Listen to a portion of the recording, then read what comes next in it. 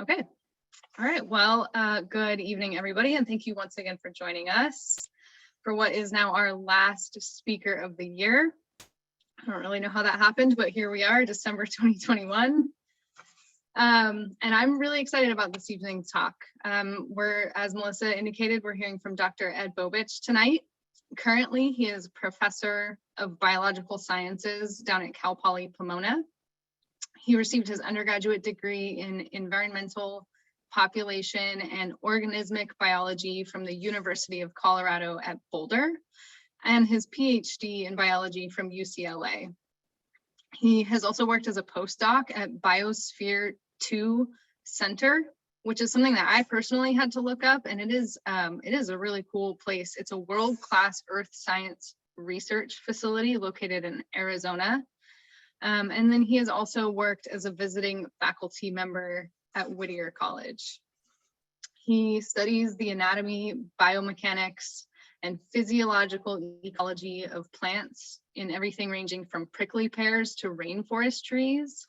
And currently he's focusing his research on the responses of desert perennials and native California trees to extreme drought, which seems like a very pertinent topic. His favorite field research locations include Deep Canyon in the Sonoran Desert and the Elmore elfin forest right here in Los Osos. So please join me in giving a warm virtual welcome to Dr. Ed Bobich. And Ed, I'm going to hand it over and just let you know you're still in the slides on the side mode there.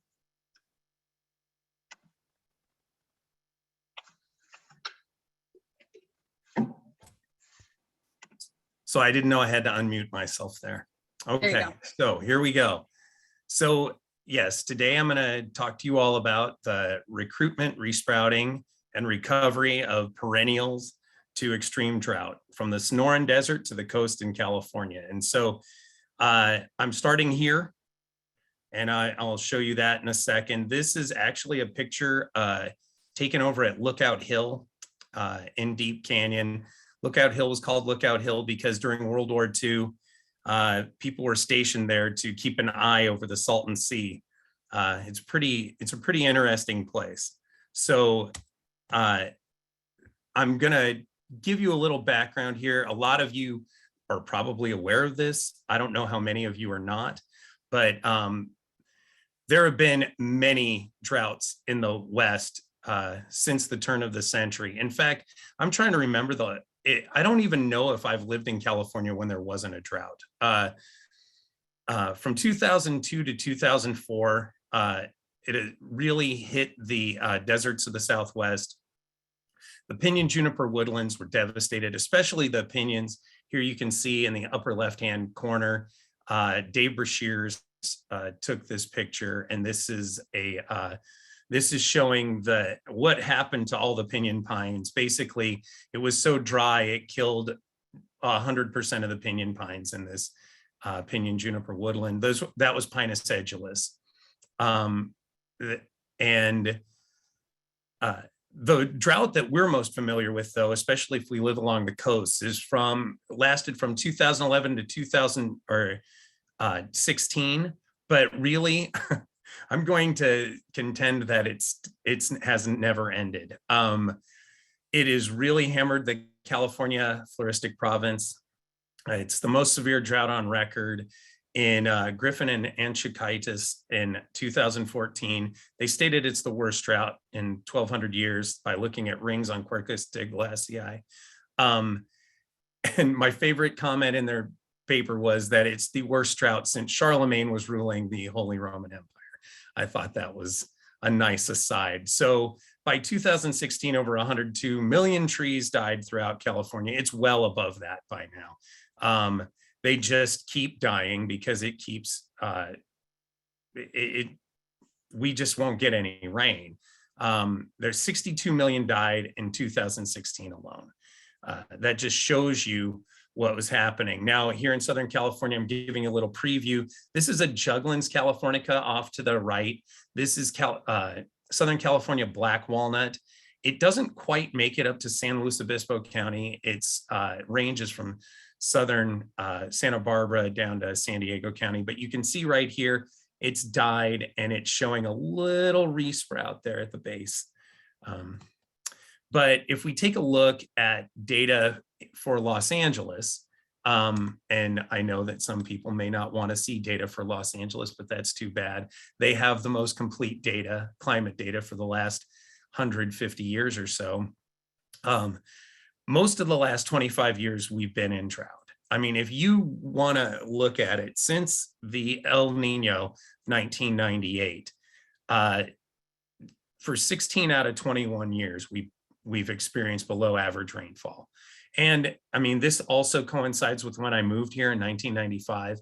And if we take a look at the average temperature versus the average yearly temperature measured in at the Civic Center over in Los Angeles, you can see that we're either at or above that average temperature every year. So for the last 125 years, that's the dashed line going through the figure in the top right. And yeah, it's been brutal. So this has clearly been a dry period. And so my question is, were we selling the drought short? I mean, has this drought been basically happening since 1999? I think it has, and I think a lot of people believe that. So the first of real effects you see of the drought, or that we all saw the drought, were in the deserts. The deserts are dry anyway. And so I actually started doing this research way back in 2004 over in Palm Desert, Indian Wells area. That's where my study site is. I had just come back from Arizona. I did a very, very short postdoc at University of Arizona because everybody at Biosphere 2 Center was essentially let go. And then I got the position over at Whittier College. And so I went there and I said, hey, I was talking to the director out at Deep Canyon, the Philip L. Boyd Deep Canyon Research Center, which is run by UC Riverside. I said, Al Muth, how I'd like to come out there and do some research on Cholla water relations. And he said, yeah, you're not going to want to do that. Yeah, I'm like, no, I think it would be really cool to look at the anatomy. And he's like, just come out here and look at it. And so I did. This is Deep Canyon. Deep Canyon is very deep. Here it is. You can tell how deep it is by the shadows, and then it spills out into this floodplain. So the floodplain is one of the areas where I'll be doing research. Another spot is right over here on some BLM land.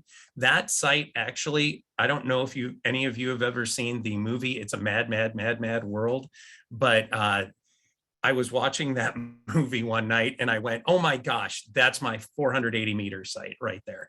It was pretty amazing. And that's just along the Palms to Pines Highway. Take the Palms to Pines Highway a little further south and you get to what is known as Agave Hill. So when I came in 2004, I expected to see this. I expected to see fairly nice looking chollas. This is Cylindropuntia bigelovii, teddy bear cholla up in the upper left-hand side. Golden cholla is on the upper right-hand side. That's a Cylindropuntia echinocarpa. Then I saw, I have a nice little picture of a flower on Cylindropuntia ganderi. And then we have, which is known as the gander cholla. I don't know why. And then Cylindropuntia ramosissima with one of its cute pink little flowers, those betalanes showing themselves. That is also known as diamond cholla. And so these plants these are the four chollas that you see from about, I'd say 150 meters in elevation up to 830 meters. So, around 500 feet to 2,500 feet or so. But instead, when I got there, I saw this in 2004. It was horrifying. The teddy bear chollas look like sad, dead little people with their heads hanging down. The tops of the plants had all fallen down, and sometimes they had just completely collapsed to the ground. Echinocarpa had lost so many of its stems, it wasn't even funny. Gander eye was dying back from the tips. It looked like towards the base, but they had a ton of dead stems on them. And Cylindropuntia ramosticina, I'm going to just tell you right now, it looked like all of them were dead. Turns out they weren't, but when you looked at them, because their stems are so thin and they turn a real like dark purple or brown color when they're dehydrated, you just couldn't tell if they were alive or not. And so the first thing we did was we went out and we looked at those plants and we focused on the choyas. Here's a bunch of teddy bear choya on the right-hand side that all died together at once. I don't know if it happened all at the same time, but you can see the tops of the plants laying on the ground. So when we first studied the choyas, and I did that with 2 students at Whittier College, and we ended up publishing that much later than the study in Madronio. And so we did characterize the death for all of those choyas. And it turns out that, teddy bear choya, up to over 50% of those died in the lower elevations down in the floodplain, whereas the other 3 choyas actually didn't suffer as much damage. So then, as I was walking around the desert, looking at all of these dying choyas, or choyas that looked like they were dying and then they tricked us, I noticed that there were a lot of dead shrubs all over the place. Now, other people had been doing studies out in the field. Joe McAuliffe was one of them, and there were a few others other than the studies on the pinyon pines and the junipers. And so, but I thought, no one's doing any work right here in the Coachella Valley. Well, I was kind of wrong. Someone beat us to the punch in the beginning anyway. It was a master's thesis, a really great master's thesis by Ann Kelly. And so Kelly and Golden published this in PNAS. And they noted what they did was they went out and visited long-term transects that had been out there since 1979. And what they noticed was that the average elevation for 9 of the 10 main species, the most common species out in the desert community, their average elevation had moved up at least by 50 meters, if not by 100 meters, some of them. And they were kind of wondering, well, was it death at the lower elevations, which they hypothesized it likely was, or were the plants actually recruiting at higher elevations than they had in 1979? Well, I had already planned on looking at recruitment of these plants of the desert perennials out there, and I said, okay, well, that's what they came up with, but they didn't get any empirical data for the recruitment, so let's go do it. And so what we did was take a look at these plants. And so these are some of the main species that are out there. Ambrosia dumosa, that's how it looked when I first started doing the research. Circidium floridum, this is a dead one. There are living ones out there. Laria tridentata, otherwise known as creosote bush. Circidium floridum, by the way, is blue palo verde. Laria tridentata is creosote. If you look at the creosote here, it is alive, but all of its older branches are dead on the outside. And then here's Encelia farinosa. This was one of the better looking ones when I started doing this research in 2007 and 2008. It had just a few leaves on it. It was, these plants were suffering a lot. And so what did we do?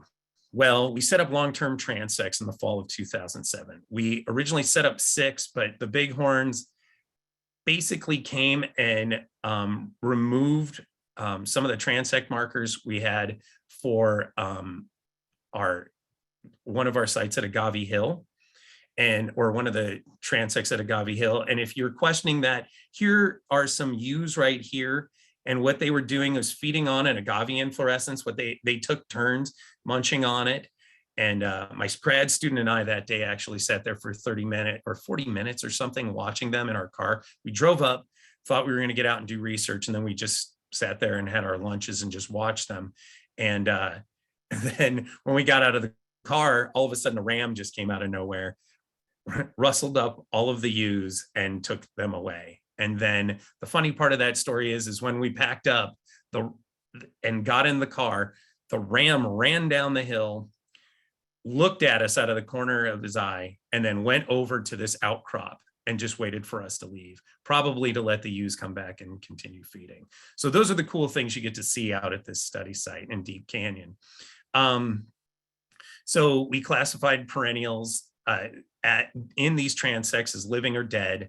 We looked at the phenology. I'm not going to show you the phenological data. It's way too complicated. Well, it's not too complicated. It's just, it changes every year. Some years it's so dry, there are hardly any leaves produced and no plants are flowering, or very few are flowering. Sometimes there's leaf production, sometimes there isn't. I've seen years where blue palo verde doesn't produce any leaves at all. And then we also looked at recruitment. And so I'm going to talk about recruitment a little bit. I'm not going to give you a lot of hard data on that, but I'll give you some anecdotal evidence. We looked at area coverage, so we could figure out the actual coverage at each one of the sites. The ground cover out there ranges from about 15% at some places down in the floodplain up to I'd say 30 to 35%. So it's nothing like working in the chaparral or coastal sage scrub or anything like that. And then we also analyze the data. And just so you can see, we see bighorn all the time out there. There were about 15 on this day. There were 15 rams hanging out in this big wash, actually in the wash that comes out of Deep Canyon. And then this last time we went out, my graduate students and undergraduates and I saw this ram here, and it had one horn. The other horn had been broken, and so it was hanging out by itself. So I think it was ostracized. I don't know. But yeah, you get to see things like that all the time. So this is what it looks like at each one of the sites. Here you can actually see one of the markers. I also have rebar in, so don't worry, they're not just plastic. This is the 220 meter elevation site. And so you can see it's kind of open, obviously. And there are lots of cholla, and there were a lot of ambrosia. You can see the blue palo verde in the distance with the green stems, and there's creosote bush out there as well. Here, the 245 meter elevation site, this transect goes right through really sandy and silty wash. You can see a dead Parkinsonia here, that blue palo verde. There's some chollas in the distance, but man, that coverage is really low in that site. Here we are at the 270 meter transect. The teddy bear cholla just took it on the chin here, as well as a lot of other plants.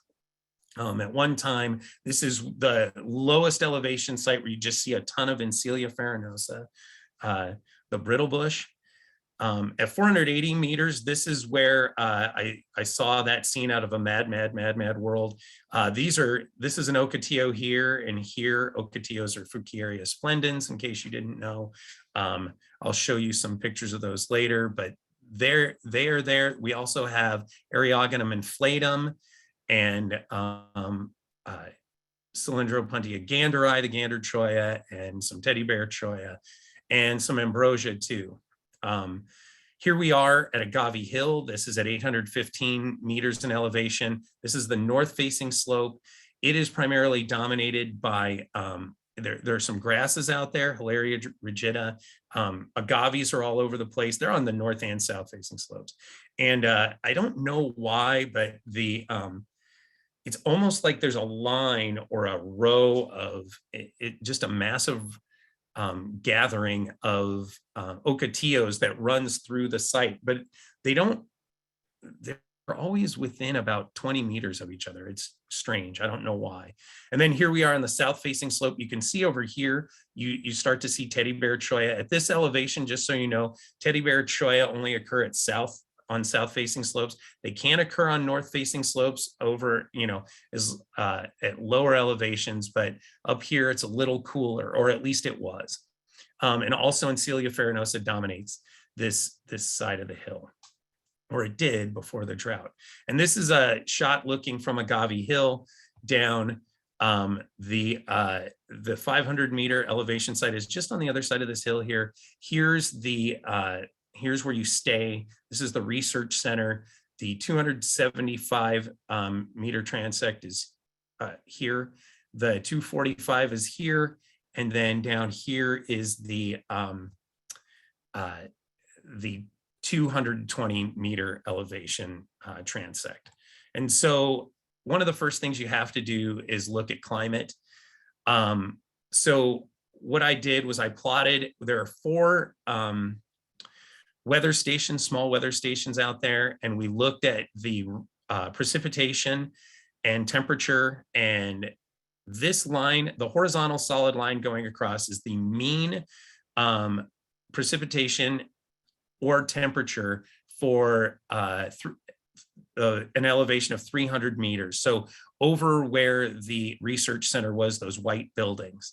And you can see that especially, well, first of all, that 2002 was brutal. I mean, you can see how low that rainfall is. They received less than an inch of rain that year. And that's probably what led to the initial death. That was the death knell right there. And it was funny because there was actually a decent amount of rain in, well, decent. It was okay. It was near normal in 2001, but 2002 was so dry. And I think it was because 2000 was dry and 99 was dry. So then you get 2000 really dry. 2003 was fairly high, but then, you know, it goes up and down, and that's how it typically is in the desert. It's very rarely consistent, and we know that. We live in California. But if you look from 2011 through 2018 even, it's brutal out there. There's not one year where they are above average. It isn't until 2019 when they had above average rainfall for a calendar year. I didn't do it for the rainfall years. I mean, it's dry no matter how you look at it, whether you look at it in rainfall years or calendar years, it just doesn't matter.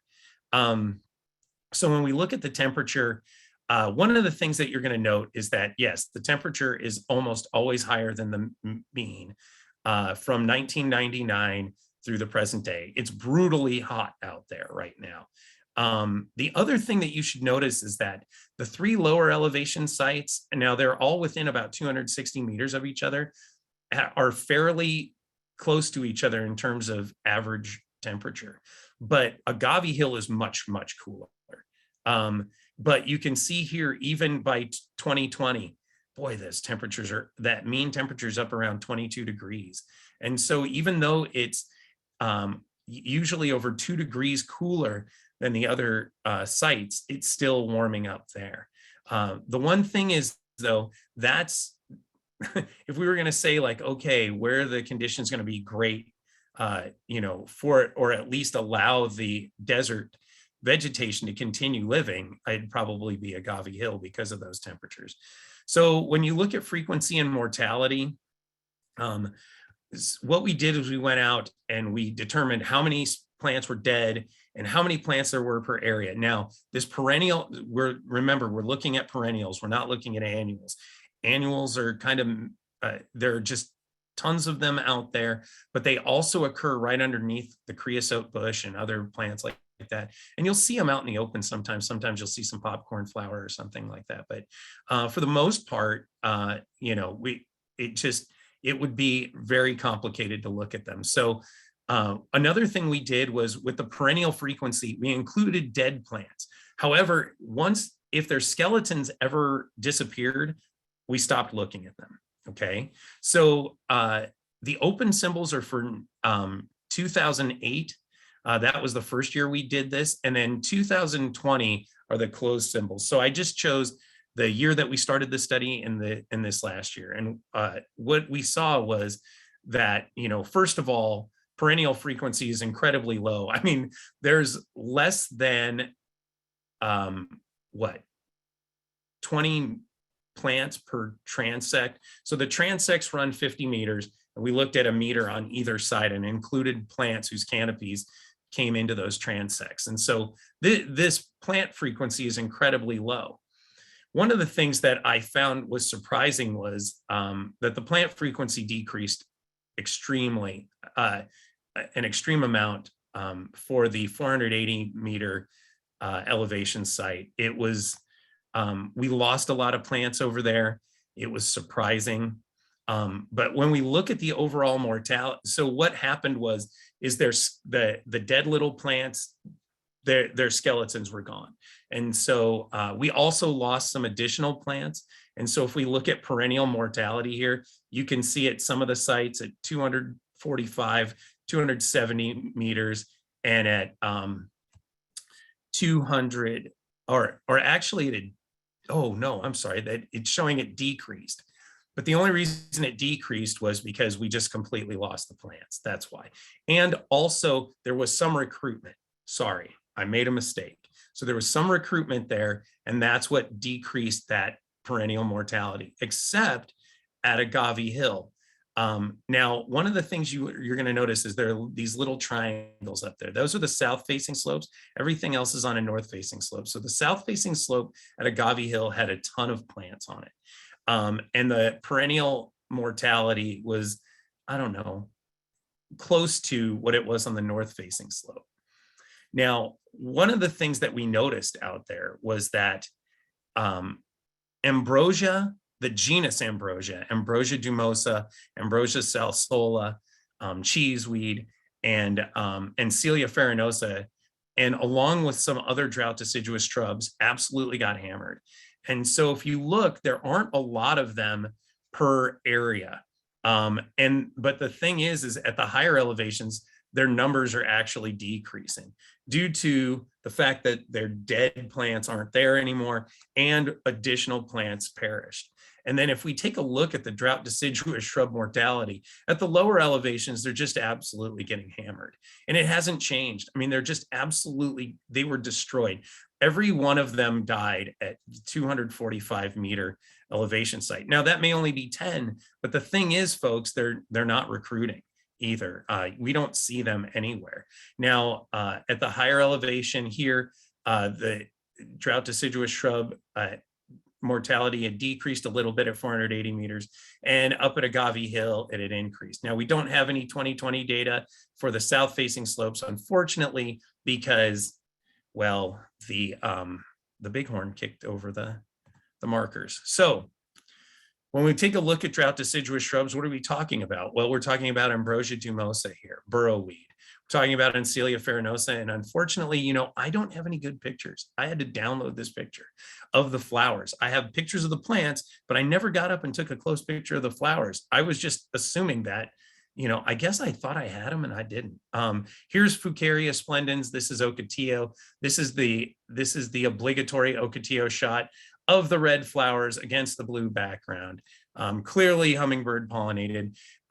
Most of those plants did not die, although we did lose one at the 480 meter site, and it took a couple of Celia farinosa with it when it fell over. We also have Bahiopsis periicii, otherwise known as goldeneye.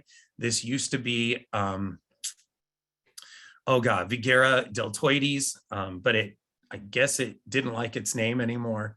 And then we have Sorothamnus schottii, which is indigo bush. We lost a couple of those out there as well. But now some of the other prominent species, things that you would expect to see out in the desert, are Opuntia basilaris. This is beaver tail cactus. You can see any person can take a beautiful picture of those flowers. It takes no skill whatsoever. I'm showing you this flower right here because if you look at it, on the aerials of the flowers here, there are buds that led to other flowers opening up. So one of the interesting things about cactus fruits is that they have stem tissue on the outside of them. Okay, that's abnormal. So they have this stem tissue on the outside that's not abnormal necessarily, but what it is the axillary buds can be active.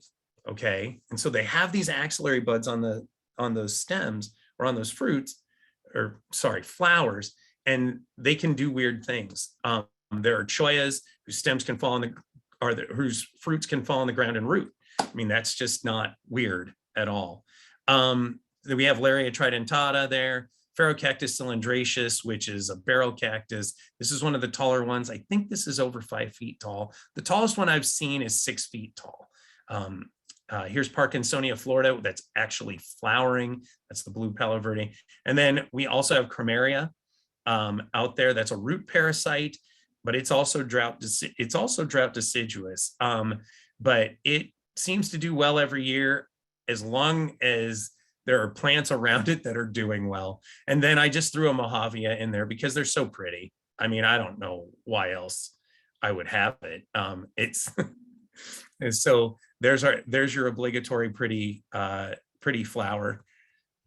So then when we look at these sites, at these transects, what we noticed is that in the floodplain, there was hardly any recruitment at all, especially there would be a seedling here or there for, I'm going to say 12 years, though, I never saw one seedling in the floodplain at 220 meters, except for Satharodes, which can be a perennial, but it only lives 2 to 3 years. Everything else was dead, except I don't know what happened in 2017. Or 2017 it was, yeah. I just about jumped in the air because Abebia juncea rooted or had established itself, and it grew a lot. And I don't know how it's been growing. I mean, it's been through this drought. I don't know if somebody's going out there and watering it. I don't know what's happening, but it's doing extremely well. The only successful recruit we've had at 245 meters is a wild cucumber, Brandegia bigelovii. This is what it actually looks like. At all transects, we've had some seedlings of Ambrosia dumosa, but most of them die within the first year. And even if they make it to the second year, boy, most of them cook. They're just not making it. In the floodplain, we've had some new Mammillaria dioica. We have some Mammillaria tetransistra also growing up at Agave Hill. And then we also have here a Eriogonum inflatum. These are quite common, and we get a lot of seedlings of these and I wrote 500 meters, and I kept telling myself not to do that. It's 480 meters. I just have it in my head that that's a 500 meter transect. At a lot of the transects, except for the lowest two, we have Encelia seedlings. The funny thing is there are some Encelia farinosa growing at the lower sites. And there's ambrosia there too, but they're really confined to these small washes. And we don't see any seedlings outside of those places. But at the highest elevations, you see Encelia quite a bit. And then we have kind of Cereus Engelmannii. That's the hedgehog cactus with its beautiful purple flower right there, in between some granite, no, that's sandstone there, I believe. And it looks spectacular. And then there's a little ambrosia right next to it off to the right-hand side. So what is the recruitment like? So the most prominent perennial recruits are Encelia farinosa, especially at the 480 meter site and at Agave Hill. I'm pretty sure that they massed. There have been 3 years where I have gone out to Agave Hill and the 480 meter site, and there are so many Encelia all over the place. You can't help but step on them occasionally. You don't step on them in your transect, but boy, it is almost impossible. And I don't know where all the seeds are coming from. And I don't know why they haven't made their way down at all to the lower elevations, but they're just not making it there. So at the higher elevations, I don't know if they're masting or not, but they're just every so often, bam. And I tried to correlate it to timing of rainfall or amount of rainfall in January, and it doesn't correlate. The second most prominent recruits are Cylindropuntia fulgida. I wrote fulgida, I can't believe that. Bigelovii, I wrote a paper on fulgida in Arizona. I'm sorry, folks, it's terrible. And they, all of which occur at 270 meters in the floodplain, 500 meters, and I did it again, and at Agave Hill South. And so, but the thing is with Cylindropuntia bigelovii, the teddy bear cholla, is it only recruits using its stems. So it's totally vegetative reproduction. There are no seedlings for that plant. It can't produce seeds, viable seeds. Most of the plants are triploid. There are some hexaploid individuals, but most of them are triploid. as I said, there's only been one successful recruit at 220 meters and 245 meters. And the most common recruit in the floodplain is Satharodes ramosissima. But, I keep wondering, like, what's going to come in? We have some cacti that have been coming in, including Echinocereus engelmanii and Mammillaria dioica. But any of the plants like Cylindropuntia ramosissima, that diamond cholla, that one with the really thin stems, you will see some seedlings, but they die like within a year or two. And so it makes you wonder, like, okay, what's going to come in? And I don't know.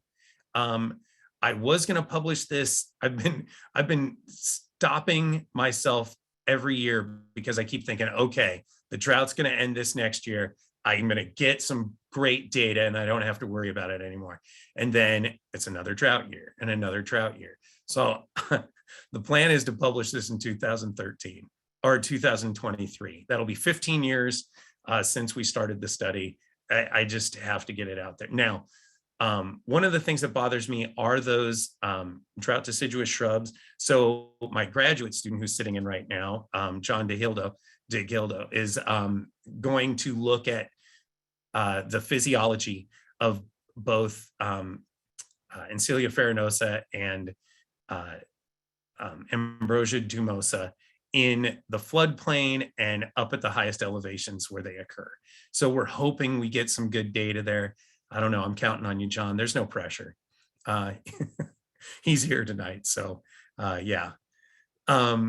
So, that's it for that study. I don't have any great conclusions because I mean, what conclusions can you have? I mean, plants keep dying. There's a little bit of recruitment, but man, it just seems like this place has been in sort of a holding pattern for the last 12 years. So what we're going to do now is get on the 10 freeway over here and take that over to Cal Poly Pomona. And we're going to look at Juggling's californica. This is a big switch, right? Juggling's californica, Southern California black walnut, is a deciduous tree. It lives mixed in with coastal sage scrub and chaparral throughout Southern California. They lose their leaves either due to seasonal, I can't really figure out what cues the loss of their leaves. Some of them will keep their leaves into January. I was just telling my students this today. In my evolution of plants class, when we were looking at them, I don't know what cues it. It seems to be drought sometimes, but they just gradually lose their leaves. And so half of the tree will be green and then half of it will or 1/4 of it, the branches have lost their leaves, and then 1/4 of it has golden leaves. So, they just lose their leaves. That's all I can say. And by mid-January, they're usually leafless, completely leafless. They have 1 to several trunks. We don't know how old they are. They probably burned a multitude of times. They have a lot of times you'll look and you'll see, oh, wow, that looks like 3 trees there, but really they're just sitting around a giant hole in the middle. And so it's really the same tree, but it's sitting around this bowl. And I'm going to talk about that in a minute. They form woodlands where we are. Normally they're found with Quercus agrifolia or some other tree species. But here in the Pomona Valley, they form woodlands. They are the main tree in those areas, and there's no other place like that. Here we have the fruits up in the upper right-hand corner. They are delicious. I don't care. I mean, they're the best walnuts I've ever had. Here are the leaves right here, showing you they're nice pinnately compound leaves. These have some galls on them. I believe those are from wasps. Here is an area on campus where cows graze, and you can see that they've taken down most of the vegetation around it. If you're wondering about any cool understory that for these plants, there really is none.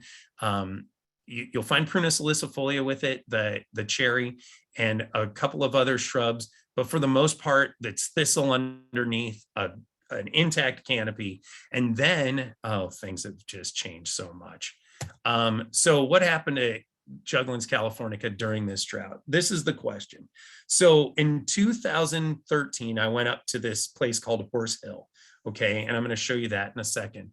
And I said, oh, Walnut looks great and stuff, but, I didn't know if I was going to do research on them again or not. So then in 2014, in June, I said, okay, I got a summer research student, I had a graduate student who needed a project. I said, we're going to go work on the walnuts on Horse Hill. And I thought we'd just do some physiology. And then I got up there and I looked and I'm like, wait, what happened here? And it was just like, 2014 was the death knell for these plants. Here's an adult with some of its canopy intact. Here is an adult with barely some canopy intact, and then it's resprouting from the base. And then here's a plant that's just completely resprouting from the base. So this is what we would call a resprout. Now, what's happening is that portions of the canopy are dying. Now, I'm going to tell you right now, there's always dead stems on these things. They are not in the field, they are not always the most beautiful trees, unless you're along a stream. When they grow along a stream, they're gorgeous. They have big trunks and stuff. Another weird thing about these plants in our valley is they don't produce heartwood. Now, in other parts of Southern California, they do. So they are hollow and they are homes for bees. And there are times you're doing research out in the field and then all of a sudden you're just you look up and you're like, oh my gosh, well, I guess we're not assessing that tree. And then you move on to another tree because there'll just be tons of bees coming out of these things. But how do they resprout? Well, they resprout because they have lignotubers. Okay, now lignotubers is going to be a theme here for a little bit. So these lignotubers produce sprouts afterwards. So this tree. What happened is one of its trunks died, and then I guess landscaping decided to cut the other trunk off. And this is what it looks like today. So it has about 30 stems here growing up, and it's all because of this lignotuber. So what does the lignotuber look like inside? Well, my former grad student, Dustin Ray, did some anatomy on this, and this is the lignotuber right here. Here's some rays, or here's some fibers. Here's a nice vessel element here, part of a vessel. Going up nicely pitted. There were some vessels that I think had helical walls, but I can't remember right now. I'm blanking. And then you can see, though, in here, there are these huge rays, and these rays are just stuffed with starch. And so here's a little starch grain right here. This picture down below, Dustin did a beautiful job with this. I mean, this is artwork right here. This starch grain right here is an amyloplast, or it's within an amyloplast, which is a plastid that doesn't have pigments. So they're typically called leucoplasts. For those of you who are having flashbacks back to your introductory botany course. But you can see here he polarized it, and that's why it has that cross right through the middle. But they're just chock full of these. So there's tons of starch in these lignotubers, and that's what these plants are using to resprout from their bases. But we're going to see in a minute that if you're only resprouting from your base, it's not a good thing. So where did we see the dieback? Was it only at Horse Hill? Well, so this is 2013 in Benelli Park. Here's the 57 freeway. We actually did work here at one time. We actually studied the fire responses of these plants. But by 2017, you can see these plants are just absolutely hammered. They're either completely dead or they're just resprouting from their base. It's a nightmare. I mean, you look at this, I mean, it blows me away. And so you're like, but it's still green there. That's all black mustard.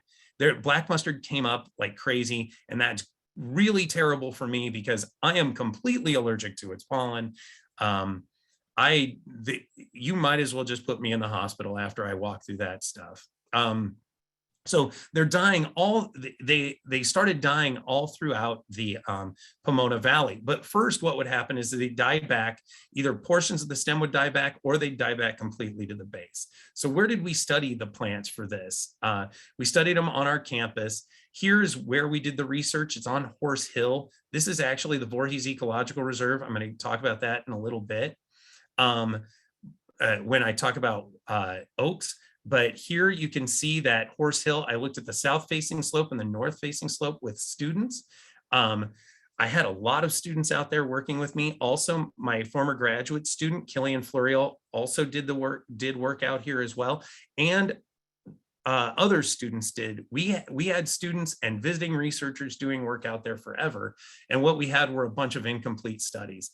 So then in 2017, what we decided to do was, okay, we have all of these data we have for water. We measured water relations a lot, and I'm going to talk about that in a second. And we also looked at whether the plants had died or not, and whether they were resprouting or not in 2017. So what was the overall damage on Horse Hill? This is the north facing slope. I took this picture in 2011 prior to a Southern California Academy of Sciences talk, and it used to be gorgeous. You can see here though in the front, here's a little dead tree. In 2006, 2007, that was a really low rainfall year, and it led to that tree dying back to the base. But the rest of these trees were gorgeous. You'd walk up there in the summertime after the thistle had fallen down, and you'd stand in there and you'd be like, I feel like I'm in like an eastern hardwood forest that was shrunk. There were birds everywhere and stuff. And now you look at it and it's a nightmare. It's just thistle, black mustard all over the place in between these plants. And you can see the trunks, like, you know, all of these dead trunks here, and then you have some resprouting, but a lot of these trees are dead. I'm just going to flat out tell you right now. So 3 undergraduates and I and Frank Ewers went and did this work over the summer in 2017. It was some of the hardest work I've ever done because the thistle and the black mustard were taller than I was. And so sometimes they won the fight. I would go in and basically whack down all of them using, I couldn't really use a gas-powered weed whacker. I had to actually use the, oh gosh, Cool Hand Luke weed whacker. So I was up there knocking down all of these weeds all over the place. And while my students took the measurements, I just figured, why would I make them suffer? So what did we do? Well, we measured pre-dawn and midday stem xylem pressure or water potential. What we did was we used a pressure bomb. We put leaves in this chamber over here. And what you do is you pressurize it using gas from this tank down here. We use nitrogen gas so we don't blow up everything in sight. And then what you do is, because water in xylem is under negative pressure, so when you cut a branch, the water pulls back. And what you're doing essentially with this pressure bomb is you're pushing on the leaf until you get the water right to the surface. And what you assume then, what is assumed, and it's been supported over and over again, is that the positive pressure you're pushing with is equal in magnitude, but opposite in sign to that tension of the water's experiencing in the xylem. And the reason there's tension in the xylem is because water's evaporating from the leaves. And so water is getting pulled up the plant. So it's just like a rope that's under tension the whole time. So we took those water potential measurements. I took them with some people. Yasu Utsumi did when he was a visiting researcher in our lab. David Duarte did for his thesis. Killian Fluriel did for his thesis. And Lauren Tucker did for her thesis. And then the assessment of dieback and mortality was done by me and Anna, my favorite graduate student of all time. To this point, you know, my current graduate students may end up proving me wrong. And then Mark Majny, who ended up working with Aaron Quistad, whose office is right down the hall with me. And then we had another undergraduate, Albert, who just wasn't in this picture because he always had to leave early. I don't know what his problem was. So what led to the dieback? I'm just going to tell you right now. In our paper on responses of walnuts to fire, we looked at, Yasu Utsumi looked at xylem blockage due to air bubbles. And so what happens is if the tension becomes too great in the xylem, that column of water will break and an air bubble will form. That's an embolism. And then it blocks the vessels. And so for these plants at negative 1.4 megapascals, which is not really that dry, 50% of the xylem vessels are blocked. I'm going to tell you right now, Juggling californica is not drought adapted. I don't know actually how it even lives here in parts of Southern California. It just makes it somehow.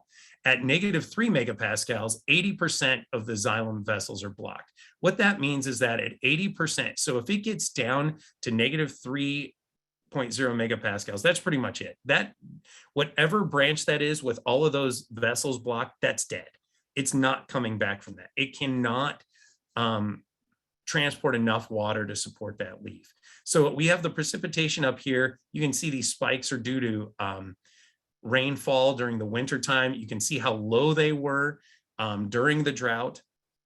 And then in 2016, 2017, you can see that we had a really good rainfall year again. And so we went out and looked at that, and the water potentials during that drought, and right when we started looking at them in 2014 again, were lower than they had been at any other time. The pre-dawn water potentials, now pre-dawn water potentials have a higher water potential or less negative water potential because the stomata on the leaves are closed. And so the plant keeps taking up water through its roots and it goes up into the stems. And so essentially what we assume is that the water potential of the leaves is the same as it is in the soil. During midday, what's happening is you're measuring water potential after these plants have been transpiring the whole time. And so when you look at this, these plants were by 2014, they were approaching negative 3.0 megapascals. And there were probably lots of branches on those plants that were reaching that. And then the lowest pre-dawn we had was negative 2 megapascals.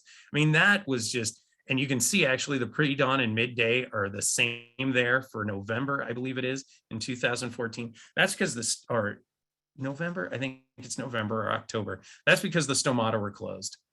They weren't transporting any water. So what was happening was these branches were dying because they were water stressed. Okay, no question. We had reached the point of no return for a lot of these branches. So what happened? Well, so we went out and assessed the mortality. The weird thing is you find these trees on the north facing slopes way more than you do on south facing slopes. That's just where they establish. But the funny thing is on the south facing slopes, they didn't experience nearly as much mortality. They aren't nearly as frequent, but the mortality is really low. That over 50% of those of the walnuts on the north facing slope died.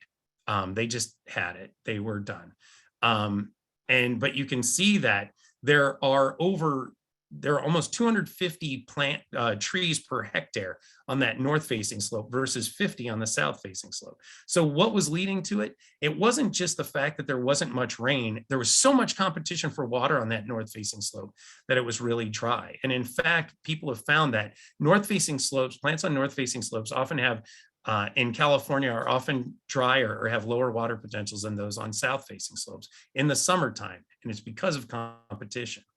So then we looked at basal diameter, diameter at breast height, and height. And what we found was plants that were bigger didn't die as often as plants that were smaller. That's it. I mean, you're just bigger, you have a better chance of surviving. The other thing we found was that the type of sprouting that the plants did had a huge effect. So if we look at basal diameter, for plants that produce sprouts from their base or from their canopy, only their canopy, or from their canopy and their base, or didn't produce them at all, that really, except for those that could produce sprouts from their canopy and base, the height was not significantly different. But what happened is if a plant could only produce basal resprouts, that means that the whole trunk died and all they had left was the lignotuber. Almost all of those died. Like 95% of them died. Whereas the other walnuts, they could survive. I mean, we had up to 40% die if they didn't produce any resprouts, but not nearly as bad as it. So one of the keys to survival was keeping the stems alive on these plants. That was very important for them. So what are the conclusions? Well, just like I said, competition was greater on the north facing versus east south facing slopes. So east southeast facing slope. So more plants on the north facing slope died.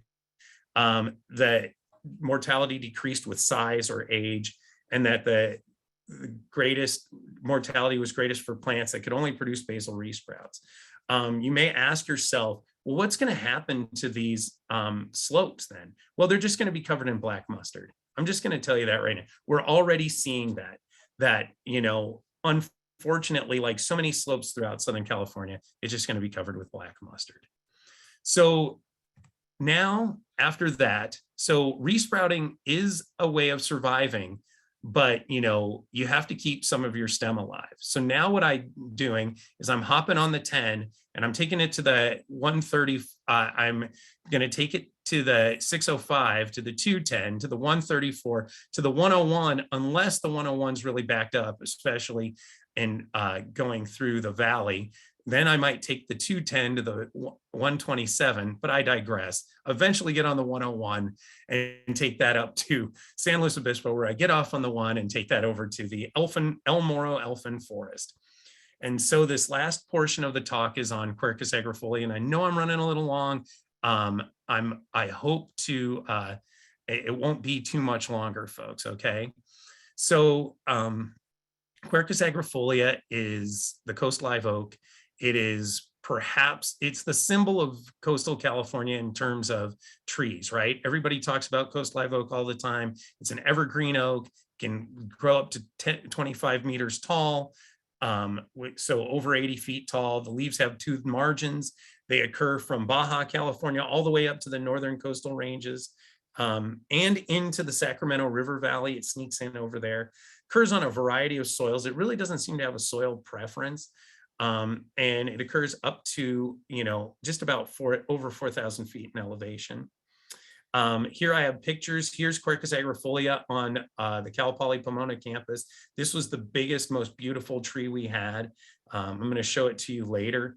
It had the beautiful large trunk. It was probably, I think it was 50 feet tall. And then here we have some pygmy coast live oaks over in the elmore elfin forest that are probably 4 feet tall. So very different in their sizes. So I'm going to tell you about the elmore elfin forest. I don't really think I need to tell you all of this, but because this is the San Luis Obispo chapter. So, but I'm going to go through this quickly. It's obviously on the Central Coast. It's over, it's adjacent to Morro Bay, and the Los Osos Creek runs right next to it as well. There's a variety of vegetation in there. There's coastal sage scrub, maritime chaparral, oak woodland, oak manzanita complex, riparian habitats. One of the cool things about this place is that not only do you see pygmy oaks there, but you see, like, you'll walk along and you'll be like, oh, look, a black sage. And then you're like, oh, look, a chamise, the exact same height as the black sage. It is mind-boggling how in certain areas that especially aren't protected, plants just grow to a certain height and it's like, that's it. No, you're not going to get any higher than that. And so the location of the plants within the elfin forest obviously affects how tall they grow. Here we have a beautiful picture of it looking north towards, I think, one of the Seven Sisters. And here's the fog coming in. Here we have a monkey flower on the left-hand side showing you the variability in the flower color. In the upper right-hand side picture, we have Prunus ilicifolia, which actually makes up part of the canopy of one of the sites, and Ribes speciosum, which is a fuchsia-flowered gooseberry in the Gracilariaceae. You've all seen these things. I'm not wowing you with any pictures here, I don't think. But so what I wanted to do, and I've always wanted to do this, like I had come to the elmore elfin forest for years before I did this study, was I wanted to compare normal oaks that grew normally to the elmore oaks. I mean, I was interested in how the influence of the coast would affect these plants. Whether there was a salinity influence. There isn't, but my data for that kind of stinks. So I'm not going to show it to you. And then I wanted to compare oak groves at different locations within the elfin forest, especially, in reference to elevation. And so, I had some questions and hypotheses. The things I asked were like, how does the site of the elfin forest affect the physiological ecology and growth of quercus agrifolia? And I had to do this in response to drought. When I did this, it was my sabbatical, And I didn't know that it was going to be a drought year because nobody knew that we would be in the worst drought since Charlemagne ruled the Holy Roman Empire. So I was, I was like, well, I guess this is a drought paper, and it just keeps coming. I just keep writing, doing drought studies. And so I expected pygmy oaks to have or experience lower CO2 uptake and less growth because they're shorter, right? Their yearly growth should be less. But they're gonna lose less water due to the lower evapotranspiration along the coast. So I thought, okay, so you have two things, right? They're in the sandy soil, they're on these dunes, so you figure there has to be low nutrients and stuff. Maybe they have lower photosynthetic rates, but I'm going to show you that that wasn't true. So I looked at it primarily in 2012, 2013. I did my study in 2013. It received 173 millimeters or 6.8 inches of rain. That is a lot less than it normally gets, which is typically 447 millimeters. But then I came back in 2016, 2017, because I was like, okay, all of Southern California received a lot of rain. I want to see how these plants recovered. The average high temperature there is 19.8 degrees Celsius, and the average low temperature is 10 degrees Celsius. It covers, the elmore elfin forest covers 36 hectares. I compared that to oaks, and I have oaks over here on the right-hand side with some prickly pears in front of them in the Voorhees Ecological Reserve. It normally, well, okay, in the springtime, it doesn't look that bad. This was taken in the fall, just about the worst time to take the picture. But it averages nearly the same amount of rainfall, surprisingly. And it also received very low rainfall in 2012, 2013, did not receive as much rainfall in 16, 17. The temperatures are overall higher here by far. And over 5 degrees higher. And one of the interesting things I liked about it was the Voorhees is just about the same size as the elmore elfin forest. So what did we do here, or what did I do? I looked at 3 groves in the elmore elfin forest: Bush Lupin Point, Rose's Grove. Bush Lupin Point's extremely exposed. It's as far west as you can get practically without falling into the bay. And there's a ton of trees on it, although I did see a bunch of young people just running down the hillside, which I thought kind of was weird. And then you have Rose's Grove, which was protected, and then Klopfer Grove, which is right down here. And actually Klopfer Grove runs along the creek here and the estuary in Morro Bay, or right there in Los Osos, right there. So, and there's Los Osos Creek right there. So Rose's Grove is not nearly as exposed as the other two. Bush Lupin Point's the most exposed. Then here we are. This is one of the groves of oaks in the Voorhees Ecological Reserve. They are quite tall. Yeah, so that's where I did the study. Here are some more pictures of the elfin forest showing you various things. I don't know why I have another picture of Ribes speciosum. I guess that's just what I wanted to do. Here's a beautiful view looking out over Los Osos Baywood Park. And then we have a silene here. And then here's Arctostaphylos moroensis, some new growth on that. So I actually have Morro Bay manzanita growing in my front yard. I didn't steal it. I bought it from California Botanic Garden over here in Claremont. So don't worry, I didn't pilfer any plants. What did we do? So what did I do? Because I really was the one who did this study. I looked at, I did water potential measurements. I also measured photosynthesis using a Lycor 6800, and I measured transpiration using that. And I also measured chlorophyll fluorescence, which gives you a good idea of stress. The lower the chlorophyll fluorescence, the more stress there is because the plant doesn't have as much chlorophyll, so to speak. It's really looking at the efficiency of photosystem 2. So if photosystem 2 is highly efficient, you have a high, what we call FV over FM. So I really looked at dark adapted fluorescence. So before I go into those measurements, I just want to show you what happened. So this was that big, beautiful oak tree in the Voorhees Ecological Reserve. This is what it looked like in 2017. This is another tree that just lost a bunch of leaves. The trees in the middle of the canopy just absolutely were hammered. It was depressing. When I went back to the elfin forest, I saw dieback at Bush Lupin Point, but it's always hard to tell at Bush Lupin Point because those trees seem to be hit by oak moth a lot. And then what was surprising was in Klopfer Grove, there was one tree that I noticed that was dead, and that parts of the canopy of these plants had died. You can see these grayish parts of these canopies here. This used to be completely green, but in 2017, it's showing some dieback. Now, one of the cool things was, and it was kind of horrifying when I found out that there were wild pigs running through there, but they have lignotubers, these trees.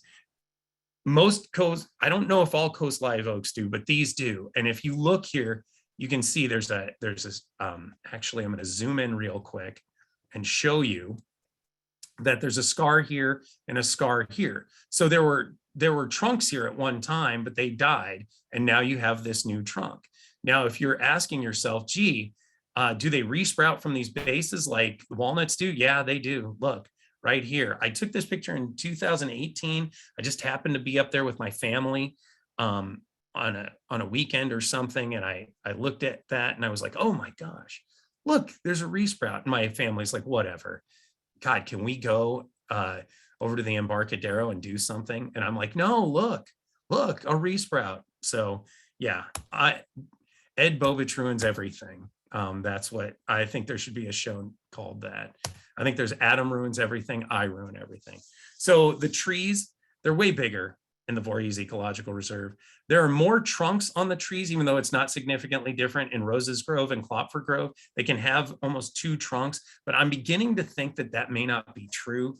I think that maybe, but it may or may not be true. It's hard to say because of those lignotubers and because I didn't want to excavate the plants. Well, I do want to excavate the plants, but I promised I wouldn't.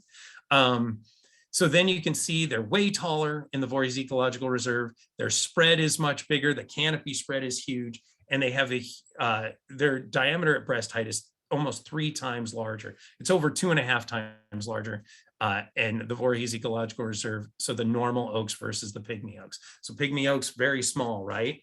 The thing is pygmy oaks produce a ton of leaves and they grow on their lower branches a lot. I am surprised at how much they grew. I'm not showing you those data here because what I want to show you is the leaf loss.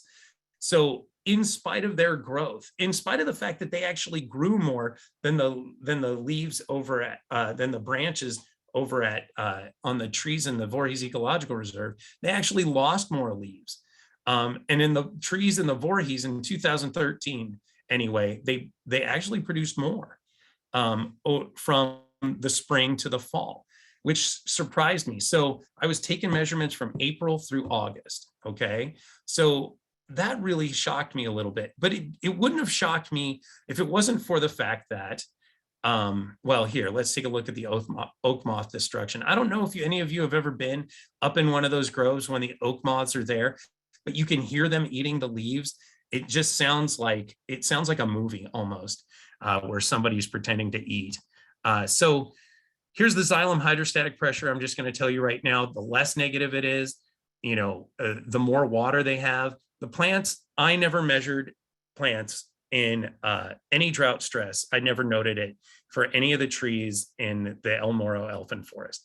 In fact, over the course of the season, the midday water potentials actually decreased over at Klopfer Grove. So that's where most of the death happened, or that in Bush Lupin Point. But yet, I mean, you look, even after the drought, they had all recovered. Now, and the Voorhees Ecological Reserve, as the season went on, boy, it got dry in 2013. But then after that rainfall in 2017, it recovered. Same thing for the midday water potential. So those plants were under a great deal of drought stress. I am not surprised at the death that I saw there. They were really stressed. Gas exchange was always lower in the Voorhees Ecological Reserve, even after the drought. The plants in the leaves in the elmore elfin forest, those oaks are photosynthesizing at much higher rates. I don't know why. They are. So why aren't they huge? I think that's the question. And then the chlorophyll fluorescence was lower in the Voorhees Ecological Reserve than any of the places during the drought year in 2013. There was no significant difference among the sites after that. Okay, so the plants in the Voorhees were more stressed. The second most stressed plants, though, were in Bush Lupin Point by far. And those trees were just super stressed. So the conclusions from this study are, throughout the study, the pygmy oaks experienced less water stress. And why? Because every day you go out there and take pre-dawn water potentials, the leaves have water all over them. They have dew everywhere. I really think that we should put some tracer on the surface of those leaves and just see how much water gets in through the cuticle, because there has to be some. I cannot believe they were never water stressed. And so why are they so short? Well, I think it's wind. Other people want to say nutrients, could be soil pH, but I don't think so. But the thing is with the nutrients, they photosynthesize like crazy, but it could just be that they're just retaining a certain number of leaves and they don't have enough nutrients to make more leaves. And that could be it. But boy, the leaves they have photosynthesize more than they do over in the Voorhees Ecological Reserve.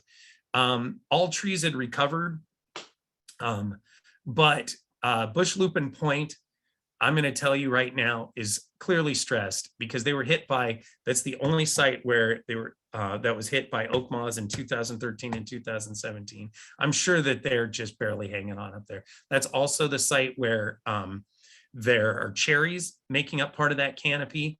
So the Prunus ilicifolia, it makes up a good portion of that canopy. The dieback was worse in the Voorhees. Usually what was happening is trees in the middle of the canopy with that only have one main trunk, those are the ones that are gonna die. The ones on the outside, on the edges of the canopies, where their canopies are allowed to hang low, those trees end up surviving. And actually, you saw most of the dieback in Elmore elfin forest on trees in the middle of the canopy. Rose's Grove, by the way, looked fantastic in 2017. It was no worse for wear. It didn't look like anything happened to that. And it's probably because it's just so well protected in there. Comparisons within the elfin forest, like I just said, the thing that bothers me, and the whole reason I haven't published this yet, is I don't know what happens in Klopfer Grove. I really don't know what's going on over there. I don't know why trees died over there. They had such high water potentials. Their photosynthesis was so high. And I was sure that that was going to be the grove that did the best. So I want to thank all of you for having me. I want to thank all of these people. There's too many to thank.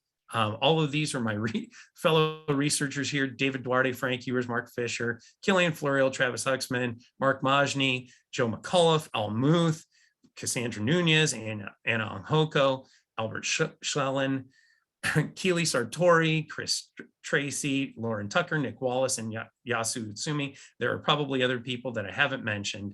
I want to thank SWAP for letting me do the research in the Elmore elfin forest, especially Ron Rasmussen and Yolanda Waddle.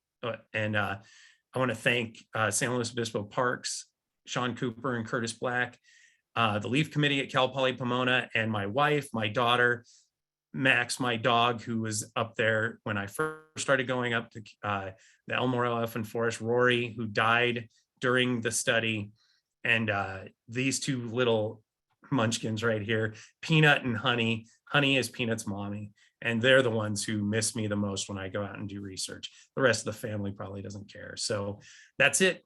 I'm sorry I ran long. I'll take any questions if you're still awake.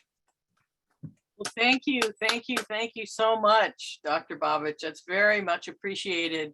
And I'm going to do Kristen a little bit of a favor here. She's been a little under the weather because she got her booster today.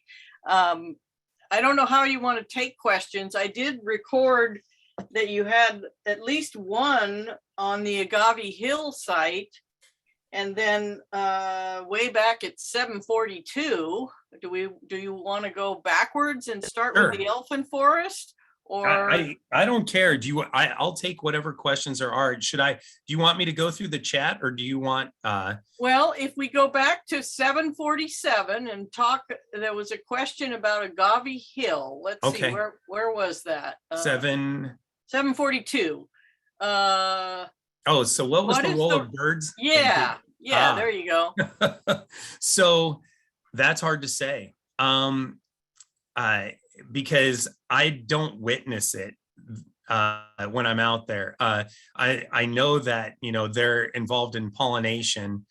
I don't see a lot. I know there's phainopepla out there and hummingbirds all over, but I haven't really seen much out there, evidence, because when I'm out there doing the research, I'm working on my transects and I'm scaring the birds away. Not on purpose. I'm just doing a good job for that. So I hope that answers that question. Okay. And then right below that, there's something about marquescence for juggling. Marquescence? Yeah, maybe I'm not pronouncing it correctly, obviously. I don't know. What did I mean by that? I don't know. Oh, is lignotuber a survival mechanism for wildfires? Oh, yes, definitely. It is. But the thing is it's hard to say if it's an adaptation or not, right? Like, so they function in survival after wildfires and certainly after these droughts, or at least they're there to help. But, it's, I think all walnuts can do this. That's the thing. They seem to have they form these burls either at their base or along the stem sometimes. I mean, that's where you get burled walnut from, I'm pretty sure, for your jaguars and whatever. So yeah, I think that's it. But yeah, certainly after wildfires, these plants start to grow within, they'll resprout within a month of the fire. Within a month of the fire, you'll see they'll be 6 to 12 inches tall. And then by the end of the growing season, they'll be taller than I am. So yeah, there we go. Great. Well, then there's a couple of questions down on the elfin forest. And I'm not sure with regard to Janine Rands, whether she was talking about the dieback of the trees or the influence of the pigs. You were talking about pigs, maybe. So yeah, so there was something, I know that between when I first started doing the research out there and 2017 when I came back, that wild pigs had made their way into the very northern edge of the forest, and they were hanging out in Klopfer Grove and stuff. And I think I heard them one day when I was out there, which was great because I was out there by myself. So I don't know. I think I've heard that they're out there. I'm not sure exactly where it's been recorded, but well, I think they're the ones that probably uncovered that lignotuber, because those lignotubers were pretty well buried. And then, and I know because I never saw it before I came back in 2017. And so I was looking at the understory over there, and it seemed like it was a little more disturbed, but I'm not entirely sure. I'm sure someone from SWAP can answer that better than I can. So visitors to Elfin Forest are always asking about what causes the pygmy condition. I've heard it's not genetics, but don't know the source. Well, I'm not sure either. I would guess it's the combination of growing on a sand dune and it being so windy. However, I'm going to say this right now.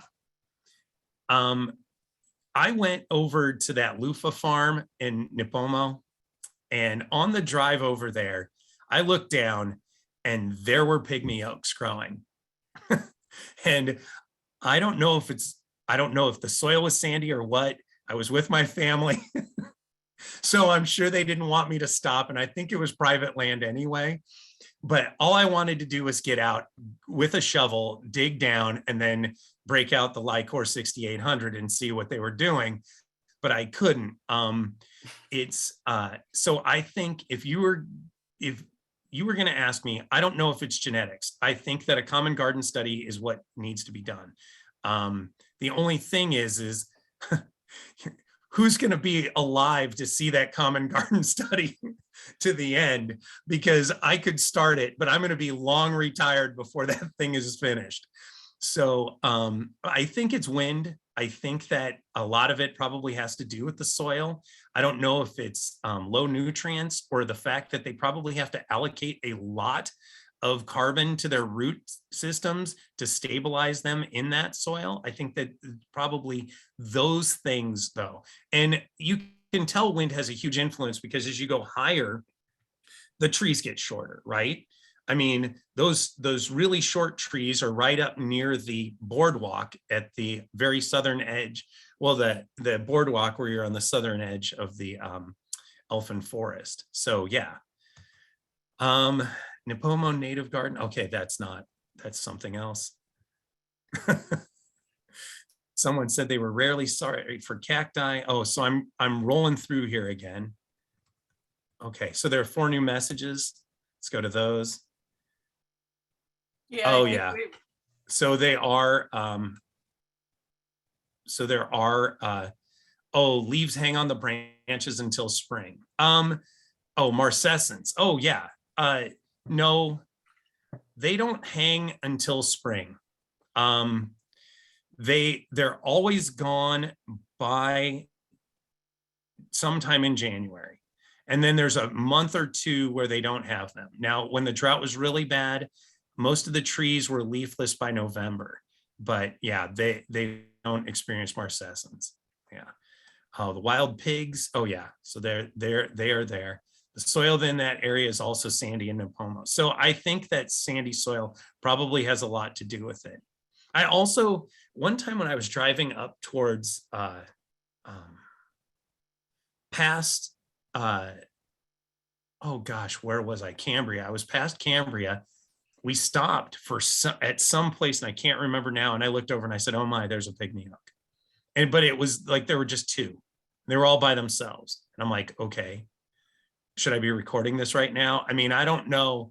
I think that maybe they were way more common before we brought grazing in and stuff.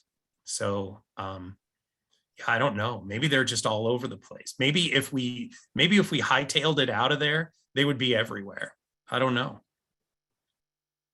Well, I guess the interesting question is what, and I don't think you mentioned this, but what really is the definition of a pygmy oak?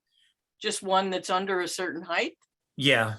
And I don't think that height has technically been determined, but right. I would say that, anything less than like 20 feet.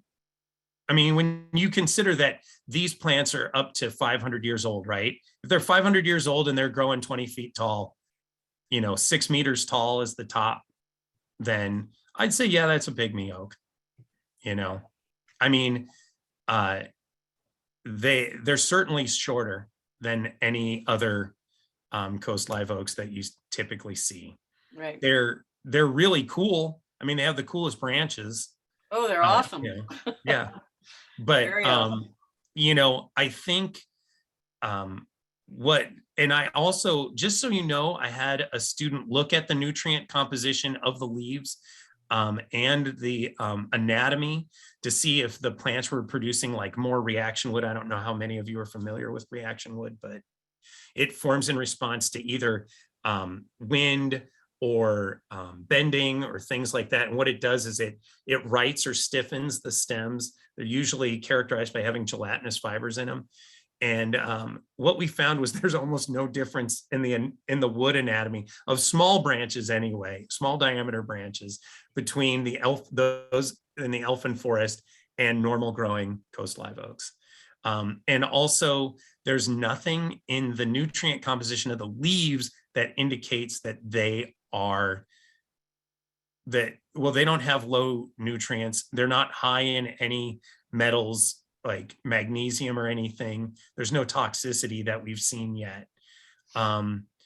So that's one of the problems I ran into. And then, there's this pandemic thing going on, making travel kind of a pain in the butt. And, but we don't have any good answers yet for certain questions, which I feel bad about. I wish I had them all. But the thing is every time I go out there, I get more, like just with any research, it's like, oh, great, more questions to answer. That's awesome. I guess that's job security, right? Well, no, you can't kick me out yet. I need to look at this, but it's one of those things. Yeah, I'm not sure. Well, we certainly want to thank you for sharing all your observations and everything with us tonight. It's really from the desert to the ocean, so it was pretty cool. Any final questions for Dr. Bobich? Okay, well, thanks all for being here, and really thank you again. Let's all give a hand. Sorry, you can't really hear the applause. No, that's okay. I understand. Yeah, I mean, we're all pros at this Zoom thing now, right? Yeah. We see the hand clapping or something. I mean, people may be getting a sandwich or something. I don't know what they're doing right now. So yeah, it's probably dessert time or time to go to bed. So yeah. Well, again, much appreciated from our end. Well, thank you for having me. I really enjoyed speaking with all of you. All right. And Kristen, if you're still there, hope you're feeling better tomorrow. All right. Well, good night, all. Bye. All right. Thanks again. You're welcome. Oh. And I have so many more questions for you, but I figured that I would just let the official talk time end. So, okay. You can go on. We can let it go here for a minute or two. Yes. Ask some questions. Sure. I just thought, oh, people are going to get mad. No, just go. I think people wanted to leave. We got a small group here if you want to ask more questions. Yeah. So I'm super excited about Encilia masting. I mean, do you think that's that happens in New Zealand? There's 18 different Asteraceae shrubs that do that, and particularly the Salmesia. So I'm super excited. I'm surprised that no one knows that. I mean, Encilia is such a beautiful plant, and tell me more. Well, it's been studied ad nauseum, right? I mean, you'd think that if Jim Elringer hasn't written about it, but it probably hasn't happened for Encilia farinosa, right? But yet I have these data and I keep looking down and I'm like, how could there be so many seedlings this year and not last year, right? Yeah.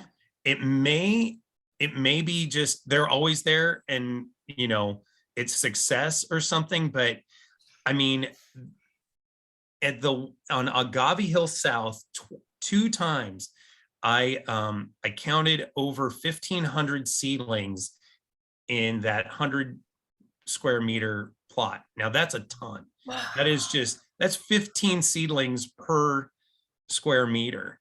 And so at first I thought, because it happened the first year we did the work, and I'm like, does it do this every year? I had been going up there for a long time, as you know, Kath, and I'm like, I don't remember this. And then the next year, hardly any, there were 10, right? There were 10 in 100 meters.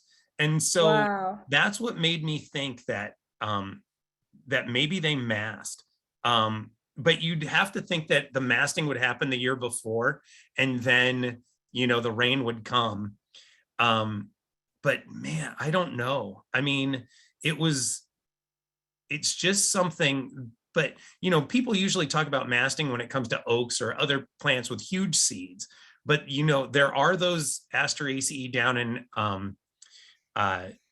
Australia that you mentioned that do that. And I think that they may be doing it. You'd think somebody else would have written about this. But then, I don't know. There are so many things that people have missed or glossed over the years. It's not funny. Totally. Well, you'd have to be looking for it, especially because so many of those seedlings don't survive, like you just said. But bamboo masts, and they have, of course, very small seeds, like most of the Poaceae, and so Yeah, and I believe that it's queued like to rainfall like 2 or 3 years past, right? It's Yeah, not just if I'm remembering that correctly, it's not just last year's rainfall. And so um yeah, anyway, God, what a yeah, great project for somebody to like really delve into. That would be super, super fun. yeah.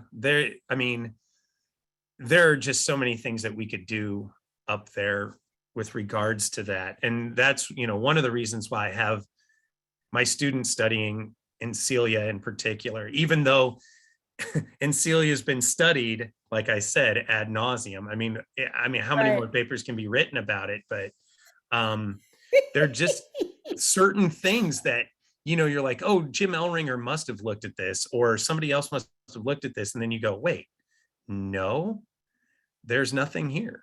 And, Yeah. I was surprised. Yeah, that is surprising. I'm sorry, I'm just going through my list. Okay. You mentioned no recruitment in the floodplain at Deep Canyon. I suspect that's because it's just so sandy, those soils. Is there anything else going on there? Yeah, I mean, that could I be mean, one of the that just reasons. I think drains. just so many of the plants died down there that there just isn't building up a seed bank anymore. I Yeah. mean, Oh, that's a good point too. Yeah, I it's hadn't thought about that. that is probably the main reason. Um, Also, the weird thing was when I saw the Bebia Johnseia at the lowest elevation transect, I was like, wait, where's there a bevia around here? And I walked around and I couldn't find it. And so either a bird or something, it got there somehow, right? And I mean, it's not like there Right. aren't bevias around, but I'm like, so wait a minute, that comes up here, but nothing else. I mean, it was Yeah. crazy. And so, I mean, most years, like I said, I can walk right through that first transect and hardly see anything. And even the second Yeah. transect, it's just, it's, crazy. But yeah, I mean, I'm sure that it being sandy, also, I'm sure every animal is picking up every last seed it can down there because it's so dry. Um, but I keep waiting for those 2 El Nino years in a row that you have to really get establishment. And I think I may die before that happens anymore. I mean, when you think about, well, the last real El Nino year was 98, right? That was 97, 98. And then we had that crazy, and Kath, you were in Colorado at the time, but 2004 to 2005, if the rest of you remember, that was a really crazy rainfall year. I mean, LA had 38 inches of rain that year. And but that was not an El Nino. Those were all northern storms. The high pressure system that's sitting right over us right now, that was way down in Baja, like so far down it wasn't funny. And we just kept getting winter storm after winter storm. I remember everything was waterlogged. And actually it's because of that rainfall that I was even able to assess mortality in those choyas. Because if it wasn't for that rainfall, I would have been just guessing. And after they received all of that rain, it was just like, oh, look, you are alive. I thought you were dead. Had you marked as dead. I'm going to change that to alive, So, but it's been since 2004, 2005 that we've had anything crazy like that. I mean, there have been a couple of years here that have been good, and like 2017 was good, but then it was followed up by a drought year. I mean, I don't know. Yeah. Yeah. And it's La Nina year again this year. Yeah. We're just so That's fine. lucky. It's been so warm lately. I mean, I feel guilty because every day I go outside and I'm like, oh, another perfect day. And then I go, smack. No, this is bad. This is bad. But when you're standing there and the sky is completely blue behind the San Gabriel Mountains, I mean, what do you, it tricks you. It's the fool's gold, right? It's like, you're like, oh, wow, it's so wonderful. And it's like, no, there's no rain. Wait, we have no water. Right. I can't be happy. Right. About No, we're not happy about We're not, this. I'm not enjoying this at all. Yeah. So, All right, you guys, I'm gonna have to okay. beg out here now. All right. So I will, thanks for having me again. I really Yeah. appreciate it. Yeah. Kath, we'll Ed, talk I'll about be this in some other touch. time. I have Yeah. more questions and we should hang out. So Yeah. Yeah. Definitely. Well, thanks for joining us, Kath. And again, thanks Ed, much appreciated. And thanks of the rest of you for hanging on. Yeah, that's great. All right. Good night, all. Good night. All right, ciao.